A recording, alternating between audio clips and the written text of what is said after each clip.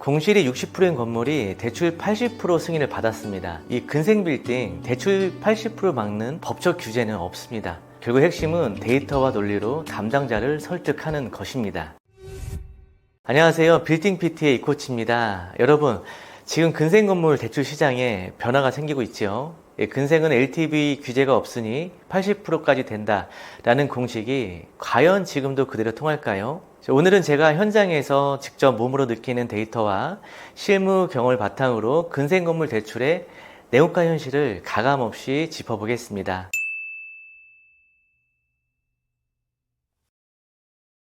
먼저 최근에 직접 진행했던 사례부터 말씀드려 볼게요.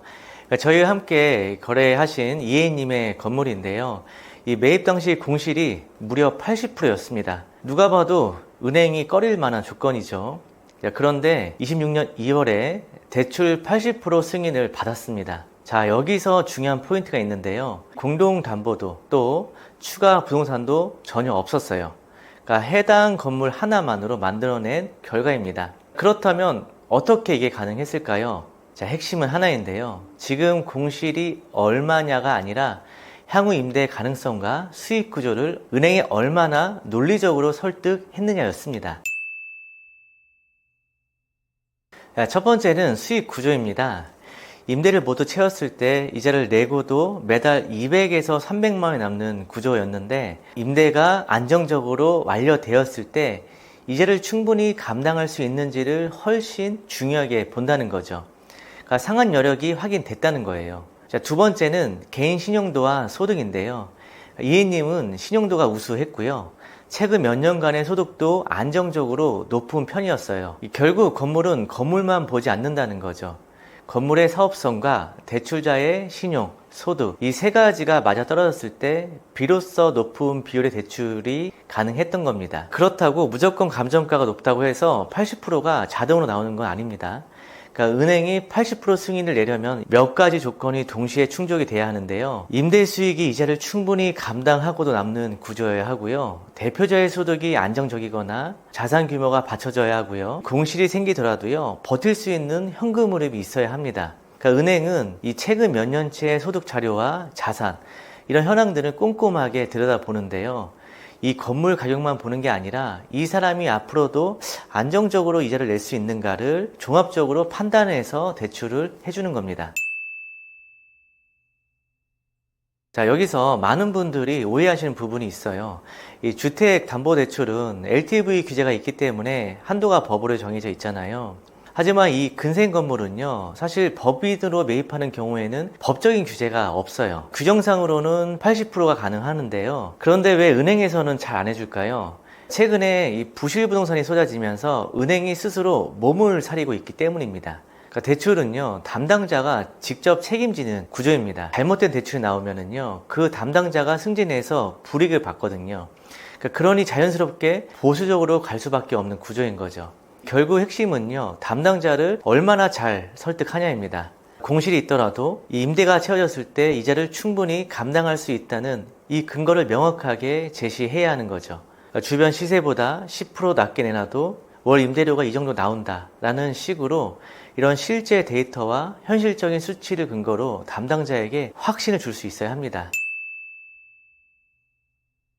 자, 설명을 잘한다고 해서요, 모든 곳에서 되는 건 아니고요.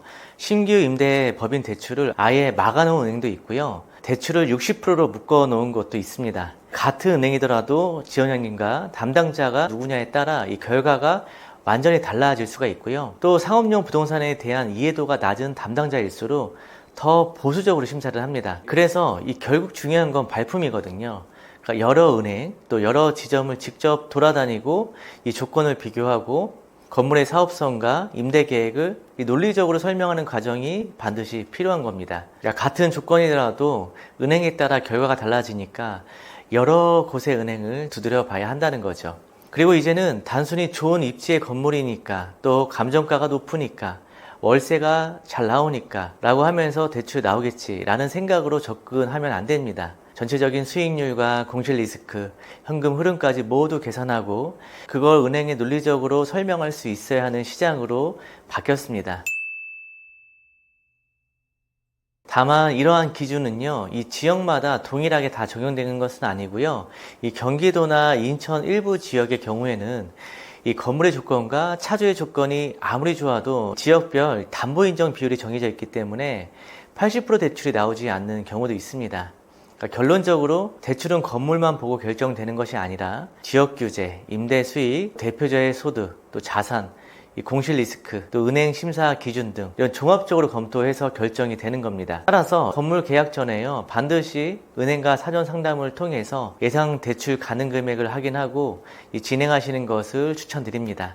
마지막으로 한 가지 더 알아두셔야 할 점이 있는데요. 은행은 대출 한도를 산정할 때요, 감정가와 매매 금액 중에 더 낮은 금액으로 대출을 해줍니다. 그러니까 예를 들어서 감정가가 매매 금액보다 낮다면 감정가를 기준으로 대출이 나가고요.